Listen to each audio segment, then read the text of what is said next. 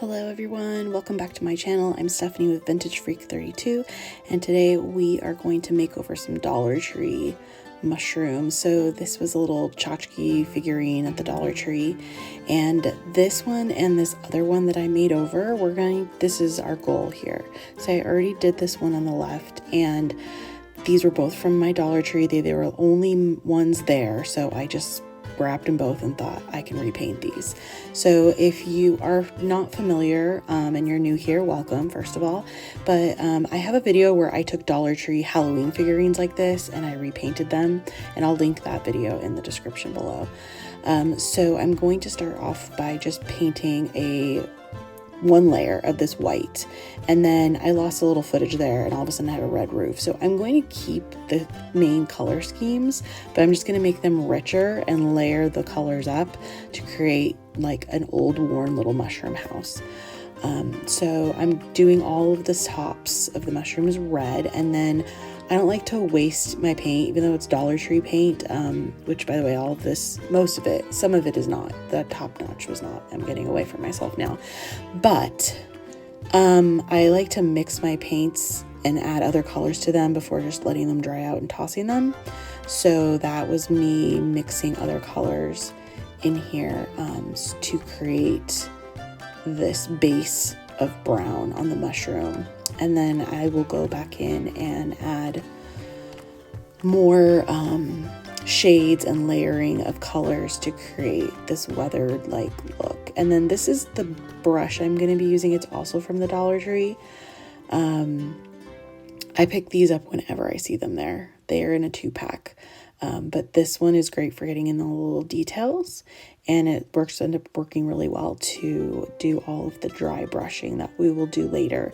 If you notice, I didn't paint the bottom of this white, and that's because we are going to go in later with some moss and be covering all that up. Here I'm just trying to figure out what kind of orange I want for that flower in the front. So I mixed, obviously, colors to get yourself orange. And yeah, so we're gonna put moss around the bottom of this, and your painting doesn't have to be perfect. We want it to look kind of weathered, like some little critter's been living in this mushroom house for a long time. And what I'm doing here now is going in with, I took my existing red and I added some other colors like that green and purple, and I kind of got this rusty red. And so I'm going to use this to shade. Now, I didn't like that I pulled that color down, and I just go back over with the base brown and go back over it. That's the other beauty of acrylic paint. They will wash away real easily if you don't seal them, and they do allow to be covered up by other layers of paint, more or less, if that makes sense. But I'm taking all the different shades of reds that I have made and creating the shadows, like the darker parts, and then you'll see me go back in with some orange here, as you can see here, orange and yellow. I took the existing orange I had already made from the flower and then added more yellow to it, and then I'm dry brushing, and what I mean by dry brush, look at how frayed my brush is. There's like no water in that. And that will allow for a really light touch of the paint in places. And it's just building and building and building and getting in all those little nooks and crannies and creating the little depths and shadows and weathered look to this little mushy house.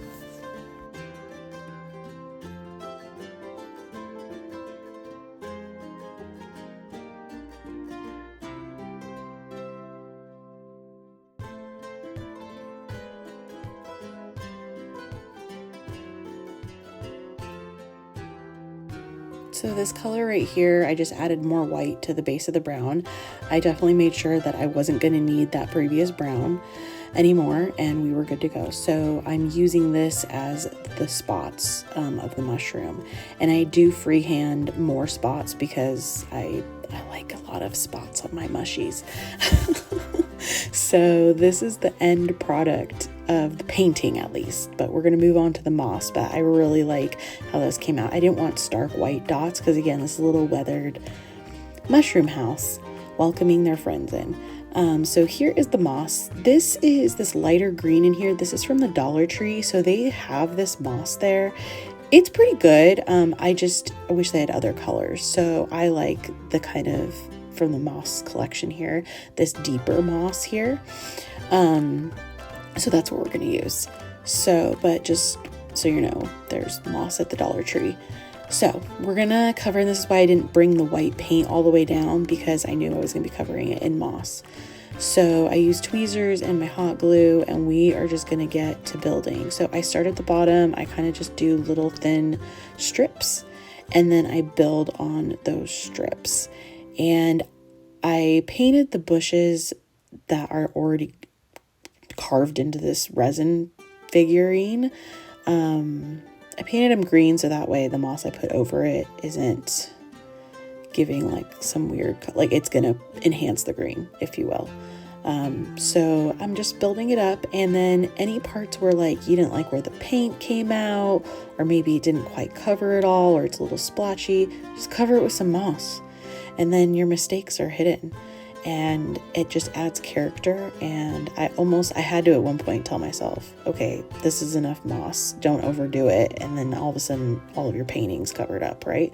So try not to get too carried away with the moss. It's a lot of fun. And gosh, I didn't realize how much moss I put on this. It looks cute. I like it. I remember at this point right here, I was like, okay, I think we're done. And then there you go. So yeah, I had a lot of fun. I took the yellows and highlighted over I worked from dark to light on my color spectrum. I am by no means any trained artist. This is all just winging it. And then here's a little comparison side by side.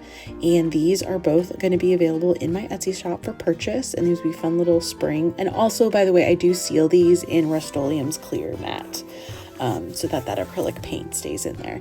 And don't forget to give me a like and a subscribe. So our second project here, these are from a bag of not random, but assorted sizes of mushrooms, wooden mushrooms. And this came from Hobby Lobby. And we are staying on the mushroom theme, obviously, and we're going to kind of grunge up these mushrooms. So I'm first going to give them one coat of the white acrylic paint, and this wood is very raw and dry, so it soaks it right up. And I don't need to do 2 coats because I'm going to be aging them anyway, and anyway. So I'm going to do the shorter, kind of chubbier mushrooms in the red, kind of a classic red. And these were giving Mario Brother vibes, hardcore. And then these kind of more, I like to call them psychedelic shaped mushrooms. They're all tall and lanky. I'm going to do a green and a purple, but I'm going to kind of distort these colors. I'm not going to just do these straight colors by mixing in some white in there too, and kind of messing to get a little lighter, almost like a pastel.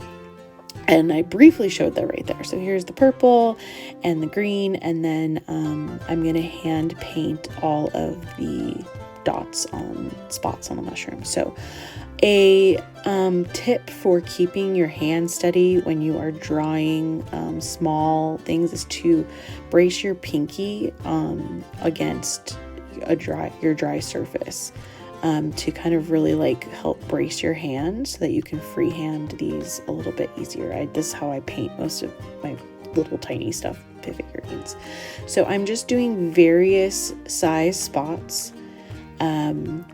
Again, because it doesn't need to be perfect. You just kind of wing it and just put them where you feel looks good. So that is on the reds, and then I went ahead off camera, did the other taller mushrooms. So now what we're going to do is age them up, and we're going to use my little tried and true folk art antiquing wax, and I'm going to take my bristle brush, and we are going to stipple on the wax and then wipe it back with a paper towel.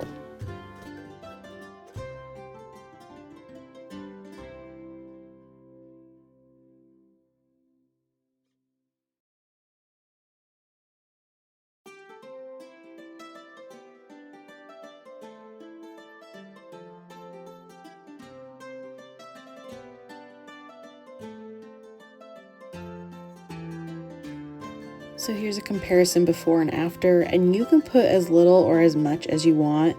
I did think about like not putting so much on the bases and then just stippling on and leaving the little freckles of antiquing wax to add depth and character, but I really like kind of like maybe these were toys or something and they've been found buried in the backyard somewhere and somebody dug these out, or as if they've come out of the fresh dirt, but they look so cute all together. Let me know what you guys think of these two projects. I love a good mushy. I'm a little mushy fan. These are all available in my Etsy store right now. The link is in the description box below, and don't forget to like and subscribe so that you don't miss any future craft videos, and I will see you guys on the next one. Bye.